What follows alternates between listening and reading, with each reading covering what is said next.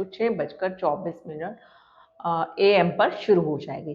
तो भाद्रपद की अमावस्या है और ये फाल्गुन की विशेष अमावस्या है। इस अमावस्या पर आपको क्या उपाय करना है? इससे पहले इस वीडियो को लाइक, शेयर, सब्सक्राइब करना मत भूलिएगा और कमेंट करके बताइएगा आपको रिस्पॉन्स कैसा लगा। तो अब हम बात करते हैं फाल्गुन पक्ष की अमावस्या के बारे में।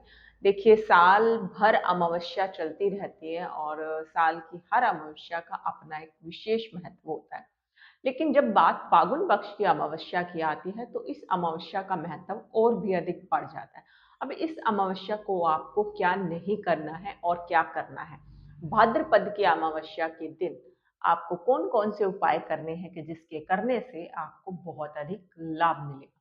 भाद्रपद की अमावस्या इतनी इम्पोर्टेंट इसलिए क्यों होती है? देखिए, सबसे बड़ी बात ये होती है कि ये जो फाल्गुन पक्ष की अमावस्या होती है, क्योंकि रंगों का जो समय होता है, इस समय होली के रंगों का बहुत अधिक महत्व होता है और भगवान ने ये रंग हमारी ज़िंदगी के अंदर खुशियाँ बिखेरने के लिए बनाए हुए होते हैं।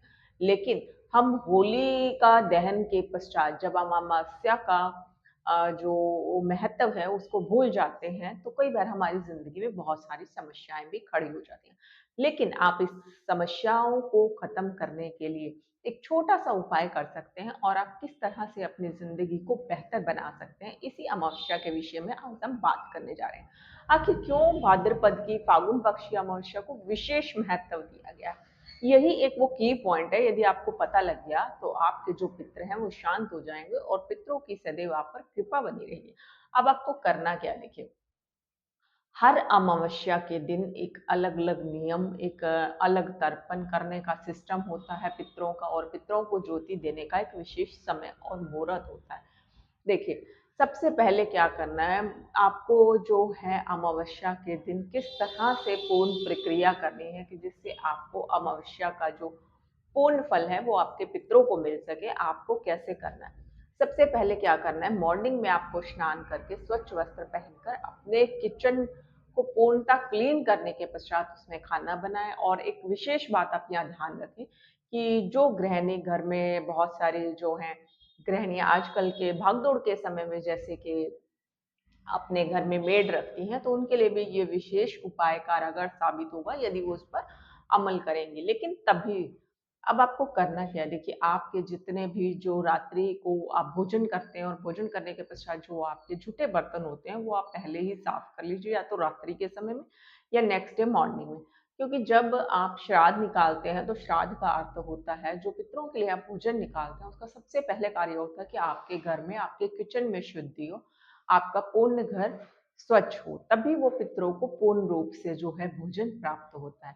किचन में शुद्धि करने के बाद उसमें गंगा जल का छिड़काव करें, उसके पश्चात ही माँ अन्नपूर्णा का ध्यान करते हुए आप अपना भोजन बनाएँ। अब भोजन बनाने के पश्चात आपको क्या करना है, आप किसी विप्र को बुलाएँ या किसी ब्राह्मण को बाहर भोज देना चाहते हैं, तो आप बाहर जाकर भी भोज दे सकते हैं, थाली निकाल कर, परोस कर उसको, फिर जाकर बाहर जाकर भोजन दे सकते हैं। अब आपको करना क्या होगा देखिए, एक तो सबसे बड़ी चीज़ अमावस्या के दिन यदि आप धन वृद्धि चाहते हैं अपने पितरों से तो खीर का भोग विशेष माना गया है। इस दिन आप चावल और दूध की खीर अवश्य बनाएँ। इसके पीछे कारण ये होता है कि चावल और दूध को जब एक साथ पकाया जाता है तो उसे शीर कहा जाता है और वो शीर जो है समुद्र मंथन के समय हमें प्राप्त हुआ था। इसीलिए जो चावल है और जो खीर घी जो दूध से बनी हुई खीर रेडी की जाती है, उसे क्षीर सागर कहा जाता है। तो इस तरह से आप जो है चावल और दूध का मिश्रण लेकर जो है आप ख़ास तौर पर खीर का भोग अवश्य बनाएँ। दूसरी चीज़ देखिए, जो चावल होते हैं ना, यदि आप पितरों के भोजन में चावल अर्पण करते हैं, तो इस तरह से जो आपके पितरों को भोजन मिलता है, तो उसका एक विशेष महत्व कहा गया है और इससे बहुत जल्दी जो है आपके पितर प्रसन्न हो जाते हैं। इसके अतिरिक्त आपको क्या करना है देखिए, भोजन के साथ-साथ आपको कुछ दान स्वरूप वस्तुएँ जैसे कि कंबल, वस्त्र या कोई भी ऐसी वस्तु जो किसी अन्य व्यक्ति के काम आ सकती है, जिसे आप भोजन खिला रहे हैं, इस तरह की कोई वस्तु दान स्वरूप कीजिए, वो आपके पितरों को उसका फल मिलेगा, तभी वो आप पर प्रसन्न होकर अपनी कृपा करेंगे। अब इसके अलावा एक काम और करना है, पीपल के पेड़ में शाम के समय एक आप घी का दीपक, और वो भी दीपक जो है लंबी बाती का होना चाहिए, जाकर अपने पितरों को याद करते हुए शाम के 6 बजे के पश्चात जो है पीपल के वृक्ष के नीचे अवश्य लगाएँ।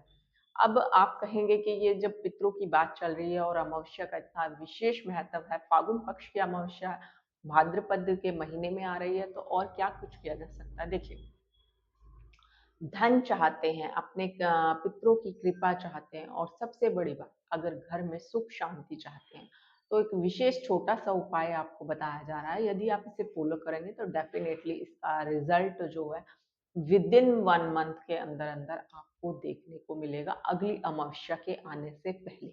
अब आपको करना क्या है? देखिए, एक तो आपको खीर अवश्य बनानी है, दूसरा आप पूड़ी या फुल्का जो बनाना चाहें, और एक सब्ज़ी। इसके अतिरिक्त क्या करना है? देखिए, एक लोटा लीजिए, तांबे का लोटा होना चाहिए, या तांबे का लोटा नहीं है तो आप स्टील का लोटा ले सकते हैं। उसमें जो आपने खीर चावल बनाए हैं वो डालिए, उसमें थोड़े से काले तिल डालिए, और जब जो है ब्राह्मण भोजन कर लें, उसके पश्चात जाकर जो है पीपल के वृक्ष के नीचे जाकर उसको सींच कर आइए। इससे होगा क्या कि आपने जो भोजन कराया है, वो कराने के पश्चात पूर्णतः आपके पितरों को स्वीकार हो जाएगा और आपकी प्रक्रिया पूर्ण हो जाएगी। ज़्यादातर जो लोग हैं उन्हें पता ही नहीं होता, और इस वजह से वो अधूरा काम करने की वजह से उन्हें पूर्ण रूप से जो है उसका फल प्राप्त नहीं होता है। तो ये एक छोटा-सा ऐसा उपाय है, यदि आप इसे करेंगे तो 1 महीने के अंदर-अंदर ही आप इसका बेनिफिट देखेंगे। इसके अतिरिक्त आप क्या कर सकते हैं, जो पीपल का वृक्ष है, शाम को 6 बजे के पश्चात जो है, आप सरसों के तेल की लंबी बाती का दीपक या फिर घी का दीपक जो आपके पास अवेलेबल हो, जाकर पीपल के वृक्ष के नीचे लगाएँ। देखिए, जो घी है, वो ख़ास तौर पर हो सके तो कोशिश कीजिएगा कि यदि गाय का घी मिल जाए तो बहुत अधिक विशेष रहेगा। और हाँ, बहुत से लोग क्या करते हैं, रिफाइंड वगैरह यूज़ करते हैं घरों में, तो ऐसे दीपक को कभी भी जाकर जो है पीपल के वृक्ष के नीचे ना लगाएँ, क्योंकि पीपल में जो है पितरों का निवास स्थान कहा जाता है। तो ये प्रक्रिया आपको भूल कर भी नहीं करनी है, नहीं तो इसके दुष्कर्म के परिणाम भी आपको सहने होंगे। ये चीज़ आपको विशेष तौर पर ध्यान रखनी होगी। ये सब करने के पश्चात जो है आपको 1 महीने के अंदर-अंदर इसका एक विशेष इफ़ेक्ट देखने को मिलेगा, और आपको लाभ भी होगा। यदि आप इस क्रिया को पूर्ण रूप से करते हैं और पूर्णतः फल प्राप्त करना चाहते हैं, तो डेफ़िनेटली आपको इसका लाभ मिलेगा।